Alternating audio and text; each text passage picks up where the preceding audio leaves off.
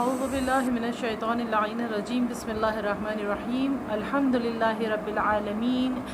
والصلاة والسلام علی اشرف الانبیاء والمرسلین وخاتم النبیین وعلی اہل بیتہ الطیبین الطاہرین المعصومین ولعنت الدائمۃ علی اعدائہم اجمعین من یومنا ھذا الی قیام یوم الدین اما بعد والصلاة والسلام علی بقیۃ اللہ فی الارض اللہم صلی علی محمد وآل محمد وعجل فرجہم۔ بسم اللہ الرحمن الرحیم۔ عزیزان گرامی قدر، السلام علیکم ورحمۃ اللہ وبرکاتہ۔ آپ تمام مومنین و مومنات کی خدمت میں اور بالخصوص امام صاحب العصر والزمان علیہ الصلاۃ والسلام کی خدمت میں اپنی جانب سے اور مہدی موعود 110 آفیشیل یوٹیوب چینل کی جانب سے ہدیہ تبریک و تہنیت پیش کرتی ہوں۔ ولادت و سعادت امام رؤوف سلطان عرب و عجم شاہ خراسان انیس النفوس امام علی ابن موسیٰ رضا علیہ الصلاۃ والسلام کی ولادت کے حوالے سے، اور آج اپنی اس ویڈیو میں ہم گفتگو کریں گے انہی امام ضامن و سامن کے حوالے سے۔ امام رضا علیہ الصلاۃ والسلام کہ جن کو تمام ائمہ طاہرین علیہم السلام میں یہ خصوصیت حاصل ہے کہ امام موسیٰ کاظم علیہ السلام نے اپنی زندگی میں ہی جب آپ مدینے میں تشریف فرما تھے،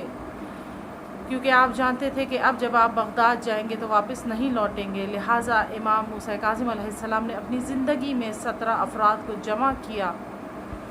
اور انہیں امام رضا علیہ السلام کی امامت اور ولایت سے آگاہ کیا، اور اس کے بعد ایک نوشتہ تحریر کیا ان 17 افراد کی موجودگی میں، اور اس کے بعد 60 افراد سے اس نوشتے پر دستخط لیے کہ آپ کے بعد آپ کے وارث، آپ کے جانشین اور شیعوں کے 8ویں امام علی ابن موسیٰ رضا علیہ الصلاۃ والسلام ہوں گے، اور آپ منصب امامت و ولایت پر فائز ہوں گے۔ تمام ائمہ طاہرین علیہ السلام کی زندگی میں ہمیں ایسا کوئی واقعہ نہیں ملتا۔ یہ خصوصیت امام رضا علیہ الصلاۃ والسلام کی ہے کہ 7ویں امام نے اپنی زندگی میں آپ کی امامت و ولایت کا اعلان فرمایا۔ امام رضا علیہ الصلاۃ والسلام کہ جنہیں عالم آل محمد کہا جاتا ہے، کہ جو امام ضامن و سامن کہلاتے ہیں، کہ جن کی نسبت سے آج بھی مومنین و مومنات اپنے بازو پر امام ضامن کو باندھتے ہیں، اس لیے کہ جو سکہ رائج الوقت امام ضامن و سامن کے نام کا اپنے بازو پر باندھ لے تو ہر طرح کے شر سے، ہر طرح کے بلیات اور آفات سے، حادثات سے امن میں آ جاتا ہے، دشمنوں کے شر سے اسے امن حاصل ہو جاتی ہے کہ جو امام رضا علیہ السلام کی ضمانت میں آ جائے۔ وہ امام رضا علیہ الصلاۃ والسلام کہ جنہیں مامون الرشید نے ولی عہدی دی، اور اس حوالے سے بہت سی مباحث ہیں، بہت سی اختلافات ہیں اور ایسی باتیں کی جاتی ہیں، لیکن یہ ایک حقیقت ہے کہ مامون الرشید نے امام رضا علیہ السلام کو جو ولی عہدی دی ہے تو اس میں اس کی اپنی سیاسی مصلحت تھی، اور حالات نے اسے اس نہج پر پہنچا دیا تھا کہ جہاں امام رضا علیہ الصلاۃ والسلام کی ذات کو اپنی حکومت میں شامل کیے بغیر اس کے لیے اپنی حکومت کو بچانا مشکل اور ناممکن ہو گیا تھا۔ لیکن وَمَكَرُوا وَمَكَرَ اللَّهُ وَاللَّهُ خَيْرُ الْمَاكِرِينَ کی آیہ مبارکہ پر عمل کرتے ہوئے امام رضا علیہ الصلاۃ والسلام نے اس ولی عہدی کو قبول کیا، اس لیے کہ وہ اپنی چال چل رہا تھا، اور امام خدا کے نمائندے، الہی نمائندہ، حجت خدا اپنی چال چل رہا تھا۔ یقیناً خدا بہترین چال چلنے والا ہے، اور حجت خدا کی جو مصلحت تھی وہ یہ تھی کہ اسی ولی عہدی کو استعمال کرتے ہوئے، اسی اثر و رسوخ کو کہ دربار میں امام رضا کا آنا جانا ہو اور دربار میں امام کے علمی مناظرے ہوں، تو اسی طریقے سے ترویج علوم آل محمد کی جائے اور مذہب تشیع کو تقویت عطا کی جائے۔ اس لیے کہ امام علی رضا علیہ الصلاۃ والسلام نے اس انداز سے شیعت کی ترویج کی ہے اپنے دور میں، اس انداز سے علمی مناظرے کیے ہیں کہ آپ کے بعد شیعوں میں پھر کوئی فرقہ نہیں بن سکا، اس لیے کہ تاریخ گواہ ہے کہ امام علی رضا علیہ الصلوۃ والسلام سے قبل 7ویں امام موسیٰ کاظم علیہ السلام کے دور تک شیعوں میں مختلف فرقے بنتے رہے. زیدیہ فرقہ بنا، کیسانیہ فرقہ بنا، واقفیہ فرقہ بنا، مختلف فرقے بنتے رہے، لیکن امام رضا علیہ الصلوۃ والسلام نے کچھ اس انداز سے مذہب تشیع کی ترویج کی کہ لوگوں کے دلوں میں مذہب تشیع اس طرح بیٹھ گیا اور اس کے عقائد اس انداز سے بیٹھ گئے کہ اس کے بعد شیعوں میں پھر کوئی فرقہ نہیں بن سکا. یہ امام رضا علیہ الصلوۃ والسلام کہ جنہیں مدینے سے مرو بلوایا گیا ہے، کیونکہ مامون الرشید کا دارالخلافہ مرو ہے. جب امام کو مدینے بلایا گیا اور امام مدینے سے چلے ہیں، تمام لوگوں سے امام نے الوداع کہا، اس لیے کہ امام جانتے ہیں کہ جس طرح مولا کائنات جب مدینے سے گئے تو پھر امام جانتے تھے کہ اب مدینے لوٹ کر نہیں آئیں گے. جس طرح امام حسین علیہ السلام مدینے سے گئے تو واپس لوٹ کر نہیں آئے، جس طرح خود امام رضا کے بابا امام موسیٰ کاظم علیہ الصلوۃ والسلام جب مدینے سے تشریف لے گئے تو واپس بغداد سے لوٹ کر نہیں آئے، بالکل امام بھی اسی طرح جانتے ہیں کہ اب جو میں یہاں سے جاؤں گا تو واپس لوٹ کر نہیں آؤں گا. امام سب سے رخصت ہوئے، سب کو الوداع کہا اور سب کو بتایا کہ میں اب یہاں لوٹ کر واپس نہیں آؤں گا، اور اس کے بعد امام چلے ہیں. تو تاریخ کہتی ہے کہ امام کو محمل میں سوار کرایا گیا تھا، اور اس محمل میں سوار کرانے کا سبب کیا تھا؟ اس کا سبب یہ تھا کہ مامون کو اس کے وزیر فضل بن سہل نے یہ بتایا تھا کہ امام رضا علیہ السلام کی شخصیت اتنی جاذب نظر ہے، اتنی باوقار، اتنی پروقار شخصیت ہے، وہ ہیبت و جلال ہے امام کی شخصیت میں، اور ایسی نورانی شخصیت ہے کہ جو امام کو دیکھتا ہے وہ امام کا گرویدہ ہو جاتا ہے. اور آپ کے پاس وہ علوم ہیں اور وہ انداز گفتگو ہے آپ کا کہ جب آپ گفتگو کرتے ہیں تو ہر شخص آپ سے متاثر ہوتا ہے اور آپ کا ہوئے بغیر نہیں رہ پاتا. لہٰذا مامون نے امام کو محمل میں سوار کر کے لانے کا حکم دیا. امام محمل میں سوار ہو کر چلے ہیں، اور تاریخ یہ کہتی ہے کہ جس وقت امام نیشا پور کے مقام پر پہنچے ہیں، جی ہاں عزیزان گرامی قدر، نیشا پور اس زمانے میں اہل علم کا مرکز ہوا کرتا تھا، اور یہاں بیشتر محدثین رہائش پذیر تھے. تاریخ کہتی ہے کہ نیشا پور میں 24,000 محدثین دوات اور قلم لے کر امام سے ایک حدیث روایت کرنے کے لیے انتظار میں کھڑے تھے. اور نہ صرف یہ 24,000 محدثین بلکہ ہزاروں کا مجمع کہ جو فرزند رسول خدا کی زیارت کے شوق میں، ان کی دید کے شوق میں انتظار میں کھڑا تھا. اور جب سواری امام رضا علیہ الصلوۃ والسلام کی پہنچی نیشا پور تو درخواست کی گئی کہ ابن رسول اللہ ایک مرتبہ ہماری کے پردے کو اٹھا دیجئے، ہم چاہتے ہیں کہ جمال رخ مصطفیٰ صلی اللہ علیہ وآلہ وسلم کو دیکھ سکیں، ان کا دیدار کر سکیں. اس لیے کہ سرکار نے فرمایا تھا کہ اولنا محمد و اوسطنا محمد و آخرنا محمد و کلنا محمد. اور اس حدیث کے پیرائے میں یقیناً امام علی رضا علیہ الصلوۃ والسلام اپنے وقت کے محمد ہے. تو درخواست کی، لوگوں نے عرض کی کہ اپنا رسول اللہ بخدا ایک مرتبہ رخ انور سے اس پردے کو ہٹائیے اور ہمیں اپنے چہرے کی زیارت کروائیے، ہم آپ سے آپ کے جد کی کوئی حدیث روایت کرنا چاہتے ہیں. بس اس موقع پر امام رضا علیہ الصلوۃ والسلام نے اپنے چہرے سے، اپنے محمل سے پردے کو اٹھایا.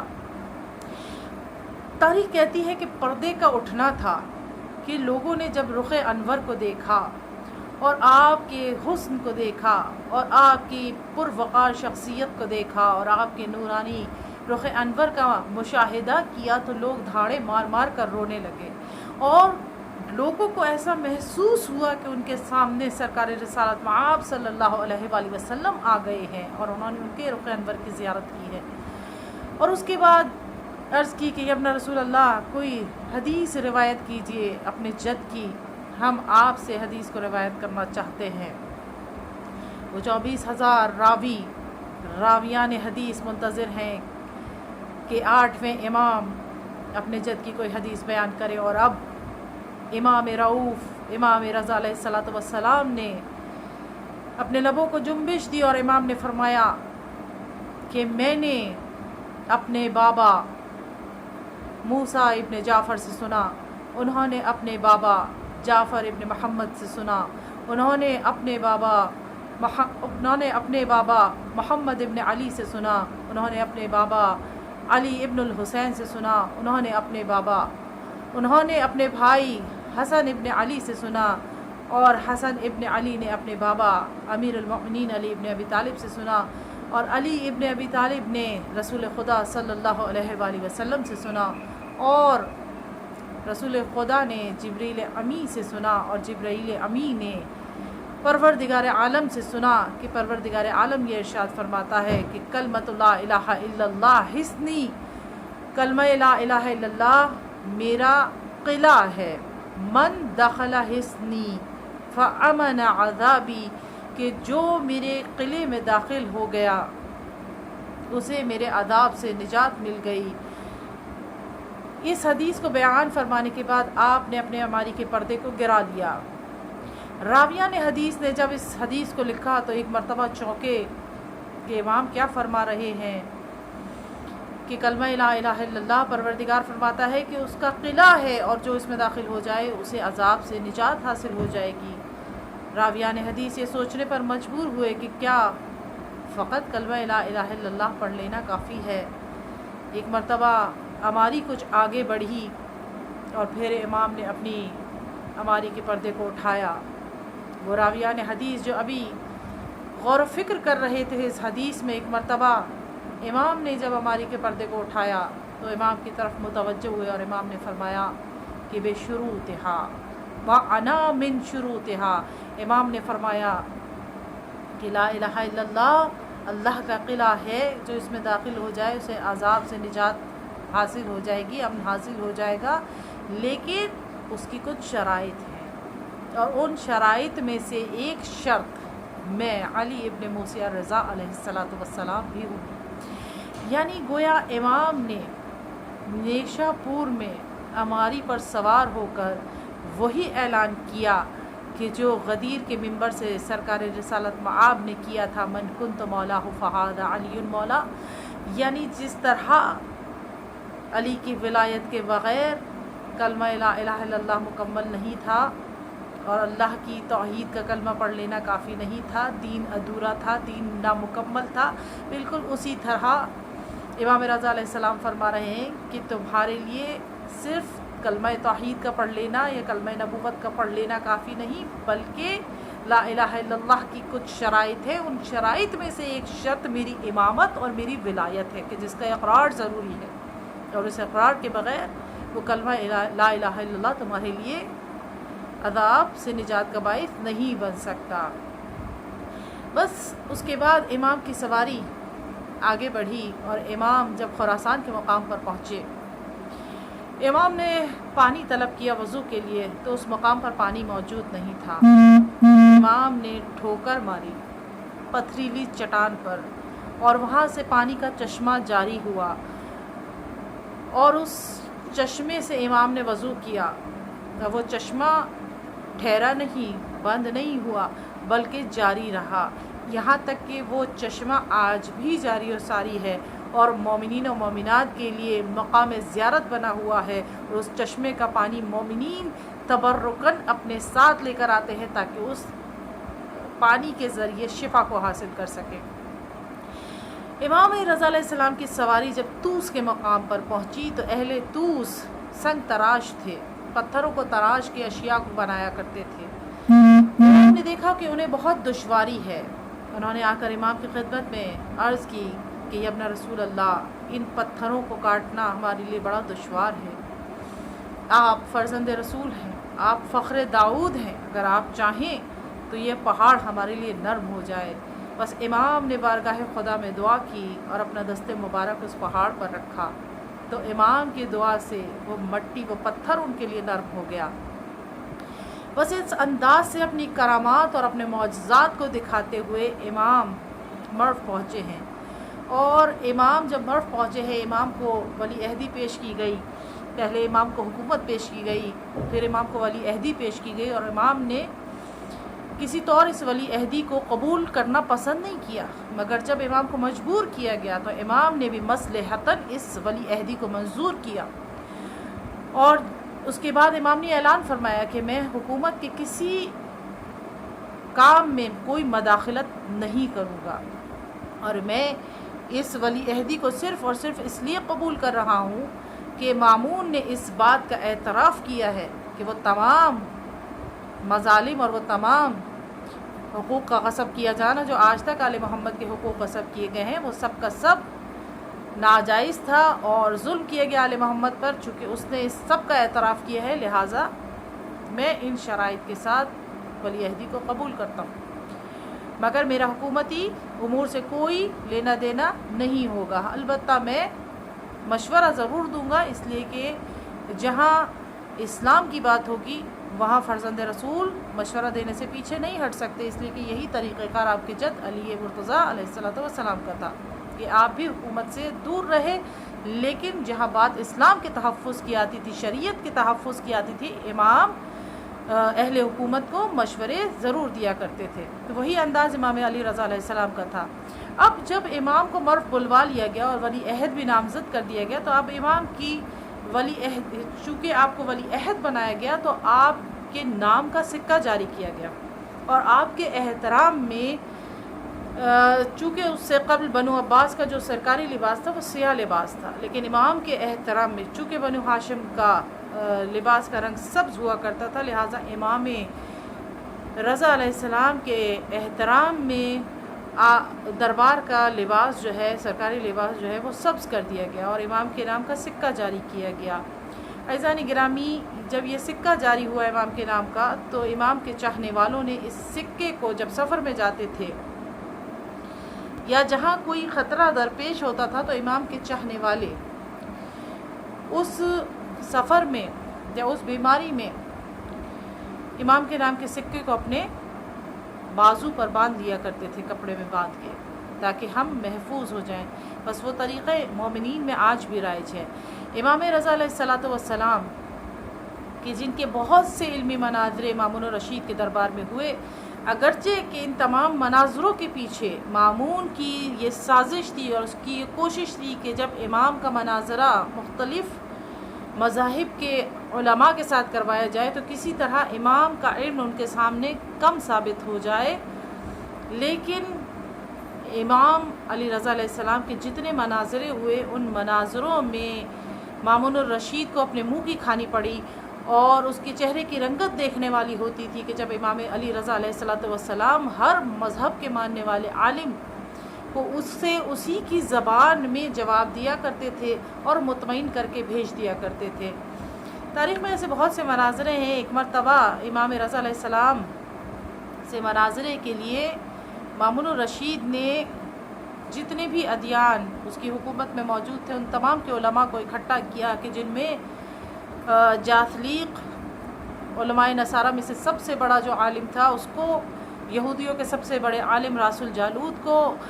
مجوسیوں کے سب سے بڑے عالم کو، اور جتنے مذاہب تھے ان تمام مذاہب کے بڑے بڑے علماء کو اپنے دربار میں اکٹھا کیا، اور اس کے بعد امام رضا کو طلب کیا۔ جب امام رضا تشریف لائے، ہزاروں علماء اور اکابرین دربار میں موجود تھے، عوام دربار میں موجود تھے۔ امام کو بتایا گیا کہ یہ تمام علماء آپ سے مناظرے کے لیے آئے ہیں۔ امام نے کہا میرے لیے ممبر لگایا جائے، مگر مامون کے تخت سے دور آپ نے اپنا ممبر لگوایا۔ امام کا ممبر نصب کیا گیا، امام اس ممبر پر تشریف لائے، اور اس کے بعد امام نے گفتگو کا آغاز کیا۔ بسم اللہ الرحمن الرحیم۔ امام نے فرمایا کہ تم لوگ مجھ سے پہلے سوال کرو گے یا میں تم سے پہلے سوال کروں؟ تمام علماء میں چہمگوئیاں شروع ہو گئیں اور سب نے کہا کہ آپ اکیلے ہیں، پہلے آپ ہم سے سوال کر لیجئے پھر ہم آپ سے سوال کریں گے۔ مگر علماء حیران تھے کہ یہ ایک اکیلا شخص اور اتنے ہزاروں علماء سے یہ گھبراتا نہیں ہے، اتنا اعتماد ہے اسے اپنے علم پر کہ یہ کہتا ہے کہ تم پہلے سوال کرو گے یا میں پہلے سوال کروں۔ اور اس کے بعد امام نے سوال کیا پہلے عیسائی عالم سے، اور عیسائی عالم سے جب امام نے سوال کیا تو امام نے حضرت عیسیٰ علیہ السلام کے حوالے سے گفتگو کی کہ تم ان کو ابن اللہ کیوں کہتے ہو، اور اس حوالے سے بحث ہوئی۔ امام نے حضرت عیسیٰ کے متعلق اپنا عقیدہ بیان کیا اور ایسا جواب اس نصرانی عالم کو پیش کیا کہ نصرانی عالم لاجواب ہو کر رہ گیا، کہ جب اس نے کہا کہ ہم عیسیٰ کو اللہ کا بیٹا مانتے ہیں، تو امام علی رضا علیہ السلام نے فرمایا کہ میں عیسیٰ کو اللہ کا نبی مانتا ہوں، انہیں اللہ کا بیٹا نہیں مانتا۔ اور امام نے فرمایا کہ بس عیسیٰ کے اندر ایک ہی برائی تھی، اور وہ برائی یہ تھی کہ وہ اللہ کی عبادت نہیں کیا کرتے تھے، وہ نماز اور روزہ نہیں کرتے تھے، جس پر نصرانی عالم بہت ناراض ہوا اور کہنے لگا آپ کیسی باتیں کرتے ہیں، حضرت عیسیٰ تو وہ تھے کہ جو دنوں میں روزے رکھتے تھے اور رات کو تمام رات عبادت کیا کرتے تھے، نمازیں پڑھا کرتے تھے۔ تو امام نے یہ دلیل پیش کی اور یہ جواب پیش کیا اور یہ حجت پیش کی کہ اچھا اگر عیسیٰ عبادت کرتے تھے تو کس کی عبادت کرتے تھے؟ اس لیے کہ عبادت تو عبد کیا کرتا ہے، بندہ کیا کرتا ہے، جو خود خدائی میں شامل ہو وہ عبادت نہیں کرتا، جو اللہ کا بیٹا ہو وہ عبادت نہیں کرتا۔ بس عیسائی عالم دین آپ کا جواب سن کر خاموش ہو گیا۔ امام نے فرمایا کہ اب اگر تو مجھ سے کوئی سوال کرنا چاہتا ہے تو سوال کر۔ عیسائی عالم کہتا ہے کہ آپ نے مجھے سوال کے لائق کہاں چھوڑا کہ میں آپ سے کوئی سوال کروں؟ اور اس کے بعد امام متوجہ ہوئے یہودی عالم کی طرف، اور امام نے فرمایا کہ میں تجھ سے سوال کرنا چاہتا ہوں۔ امام نے اس سے سوالات کیے، اسے کہا کہ تم حضرت موسیٰ کے بعد کسی نبی کو نہیں مانتے، ایسا کیوں ہے؟ وہ یہودی عالم کہتا ہے کہ ایسا اس لیے ہے کہ حضرت موسیٰ کے بعد ہم نے کسی بھی مستند کتاب میں کسی نبی کے بارے میں نہیں پڑھا کہ کوئی نبی آیا ہو، اور آپ کے بعد اگر کوئی آیا بھی تو اس نے ایسے معجزات نہیں دکھائے کہ جیسے معجزات حضرت موسیٰ نے دکھائے تھے۔ امام نے فرمایا کہ تم جھوٹ کہتے ہو، کیا حضرت موسیٰ کے بعد کا تذکرہ مستند کتابوں میں موجود نہیں ہے؟ وہ کہتا ہے نہیں، مستند وہ کتابیں کہ جنہیں ہم مستند مانتے ہیں، آپ مستند مانتے ہو، ان کتابوں کی بات میں نہیں کر رہا۔ امام نے فرمایا اچھا اگر میں حضرت موسیٰ کے بعد آنے والے انبیاء کا تذکرہ تمہاری مستند کتاب میں دکھا دوں، تمہاری مستند کتاب کون سی ہے؟ تمہارے نزدیک سب سے مستند کتاب تمہاری تورات ہے۔ وہ کہتا ہے بالکل، اگر آپ مجھے تورات میں حضرت موسیٰ کے بعد آنے والے نبیوں کا تذکرہ دکھا دے تو میں ان نبیوں پر ایمان لے آؤں گا۔ امام نے فرمایا کہ اچھا اگر ایسی بات ہے تو توریت کو کھول اور سب سے پہلے ان لوگوں کو، حاضرین کو یہ بتا کہ میری توریت کی تلاوت کیسی ہے۔ عزیزان گرامی، توریت عبرانی زبان میں تھی۔ امام نے وہیں وہ جو راس الجالوت تھا وہ بہت دور امام سے کھڑا ہوا تھا، امام نے اپنے ممبر پہ سے توریت کی تلاوت شروع کی۔ امام نے فرمایا کہ توریت کو کھول، اس نے توریت کو کھولا، اور اس کے بعد امام نے فرمایا کہ اپنے دائیں ہاتھ پہ جو صفحہ ہے ان آیات کو دیکھ، اور اس کے بعد امام نے تلاوت شروع کی۔ جو صفحہ اس نے کھولا ہوا تھا وہی صفحہ تھا کہ جس کی تلاوت امام رضا علیہ السلام کر رہے تھے۔ حیران و پریشان ہو کر امام کو دیکھتا ہے۔ امام فرماتے ہیں کہ بتا حاضرین مجلس کو، بتا حاضرین محفل کو کہ میری توریت کی تلاوت کیسی ہے۔ وہ کہتا ہے بخدا آپ توریت کی تلاوت ہم سے بہتر کر رہے ہیں۔ اور اس کے بعد امام نے فرمایا فلاں چیپٹر میں آیت اور امام نے چیپٹر بتایا،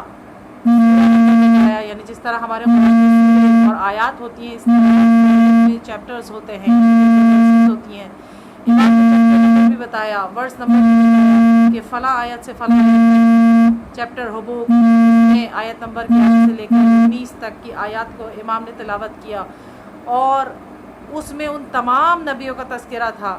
کہ جو حضرت موسیٰ علیہ السلام کے بعد اس دنیا میں آئے، اس میں حضرت عیسیٰ کا بھی تذکرہ تھا، اس میں نبی آخر الزماں سرکار دو عالم صلی اللہ علیہ وآلہ وسلم کی نبوت کا بھی تذکرہ تھا۔ امام نے ثابت کیا اس پر، اور یہ وہ آیتیں تھیں، یہ وہ حوالہ تھا کہ جو امام نے پیش کیا کہ جو عزیزان گرامی آج بھی توریت میں اتنی تحریف ہو چکی ہے امام رضا علیہ السلام کے دور کو تقریباً 1200 سال گزر چکے ہیں، مگر اس کے باوجود آج بھی تحریف کے باوجود تورات کے اندر وہ حوالے موجود ہیں کہ جن میں یہ تذکرہ موجود ہے کہ حضرت موسیٰ کے بعد جو نبی آئیں گے ان پر وحی نازل ہوگی، کہاں کہاں آئیں گے، کہاں کہاں وحی نازل ہوگی، اور اس کے بعد نہ صرف ان کا تذکرہ موجود ہے بلکہ امام رضا علیہ السلام نے توریت میں مولا علی مرتضیٰ علیہ السلام کی امامت اور ولایت کو بھی توریت میں دکھایا، اور ان کے بعد ان کے تمام اوصیاء کی امامت و ولایت کو بھی توریت سے ثابت کیا۔ تو امام علی رضا علیہ السلام کے علمی مناظرے کے جن کے ذریعے سے شیعت کو مزید تقویت حاصل ہوئی، لوگوں کے دلوں میں آل محمد علیہ السلام کی محبت اور زیادہ جاگزی ہو گئی۔ امام علیہ السلام نے اس طریقے سے علوم آل محمد کی ترویج کی۔ یہ امام علی رضا علیہ السلام کہ جنہیں مامون نے جب پہلی عید آئی ہے امام کی ولی عہدی کے بعد، امام کے مرو پہنچنے کے بعد، تو مامون نے کہا کہ آپ میں چاہتا ہوں کہ نماز پڑھائیے عید کی۔ امام جب اپنے دولت قدے سے باہر نکلے ہیں تو امام کا انداز وہ انداز تھا جو رسول خدا صلی اللہ علیہ وآلہ وسلم کا انداز ہوتا تھا، وہی سادہ انداز مگر پر وقار، روب و دبدبا، جلال، ہیبت، پر وقار شخصیت۔ آپ نے اپنے دوست پر عبا کو رکھا، اپنے ہاتھ میں حبیب خدا کا عصا لیا، اپنے سر پر عمامہ رکھا، اور آپ جب اپنے دولت قدے سے باہر نکلے اور آپ نے تکبیر کو بلند کیا تو آپ کی تکبیر کی صدا کے ساتھ در و دیوار سے تکبیر کی صدائیں بلند ہونے لگیں اور ایک محشر برپا ہو گیا۔ لوگ اپنے گھروں سے باہر نکل آئے اور امام اس راستے پر قدم بڑھاتے جا رہے تھے اور لوگوں کو ٹھاٹے مارتا ہوا سمندر تھا کہ جو امام کی زیارت کے لیے، کہ امام کی تکبیر کے ساتھ ساتھ ملائکہ کی تکبیر کی صدائیں تھیں، در و دیوار سے تکبیر کی صدائیں بلند ہو رہی تھی۔ جب مامون کے وزیر نے اس منظر کو دیکھا گھبرا گیا اور گھبرا کر مامون کے پاس پہنچا کہ اگر تو نے اس وقت علی ابن موسیٰ رضا کو نہیں روکا اور انہوں نے آج نماز پڑھا لی اور خطبہ دے دیا تو یہ تمام سلطنت، یہ تمام حکومت تیرے ہاتھ سے نکل جائے گی، اس لیے کہ لوگ ان کے ایسے گرویدہ ہو چکے ہیں۔ میں دیکھ رہا ہوں کہ لوگ بے ساختہ ان کے پیچھے چلتے چلے جا رہے ہیں، گویا ان پر کسی نے کوئی جادو کر دیا ہو۔ وہ اتنے سحر زدہ ہو چکے ہیں کہ امام علی رضا کے پیچھے پیچھے جا رہے ہیں۔ عزیزان گرامی، یہ کوئی سحر نہیں تھا، یہ کوئی جادو نہیں تھا، یہ امام کی شخصیت تھی کہ اتنی کشش تھی امام کی شخصیت میں۔ حجت خدا، عالم آل محمد، امام رؤوف، کیا شان بیان کی جائے امام کی کہ آپ سلطان عرب و عجم ہیں، آپ غریب الغربا ہیں، کہ امام فرماتے ہیں کہ جس نے غربت میں میری زیارت کی، غربت سے مراد یہ ہے کہ امام اپنے شہر میں دفن نہیں ہوئے، امام اپنے شہر سے دور تھے، اپنے پیاروں سے دور تھے، امام اپنے گھر والوں سے دور تھے، لہذا امام نے فرمایا کہ جو غربت میں میری زیارت کرے وہ قیامت کے دن میرے ساتھ محشور ہوگا۔ امام رضا علیہ السلام آپ کی ولادت باسعادت اور آپ کی بہن کریم اہل بیت بی بی معصومہ قوم کی ولادت باسعادت کے ان پر مسرت لمحات میں کہ یہ 10 دن پہلی ذی سے ذیقعدہ تک دہا کریمہ کہلاتے ہیں، کرامت کے 10 دن کہلاتے ہیں، اور جو امام رضا علیہ السلام کا واسطہ دے کر پروردگار کے حضور دعا کرے، پروردگار اس کی حاجات کو ضرور اپنی بارگاہ میں قبول و منظور فرماتا ہے۔ بس امام رضا علیہ السلام کے اس قول کے ساتھ میں اپنے اس ویڈیو کا اختتام کرتی ہوں۔ یقیناً امام کا فرمان ہمارے لیے مشعل راہ ہے۔ امام فرماتے ہیں کہ جو خدا کے دیے ہوئے تھوڑے رزق پر راضی ہو جائے، خدا اس کے تھوڑے عمل پر راضی ہو جاتا ہے۔ وما علینا الا البلاغ المبین۔